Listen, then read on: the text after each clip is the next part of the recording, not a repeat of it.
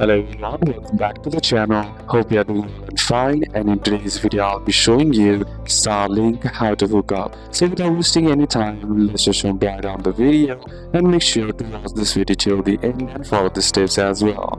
In order to hook up Starlink, what you need to do is first unbox and identify the parts. You should have a Starlink base, kickstand or mast, cable attached to the dish or near kits, router and power cable. The second is set the dish outside. Place the dish on the ground or temporary stand. Choose a spot with a clear view of the sky and avoid trees, roofs and power lines. You can move it later, but this is just for the initial setup. The next step is to connect the cables. Plug the dish cable into the router and plug the router into power, and make sure the dish cable is fully seated. You should feel a firm click when you do it. The next is to wait for the dish to move. The dish will automatically power on, tilt and rotate and find satellites. This usually takes 5 to 10 minutes. Once that's done, what you need to do is connect your phone to the Starlink Wi-Fi. On your phone, head over to the settings, then tap on Wi-Fi and connect to Starlink or similar. The next is to set up using the app.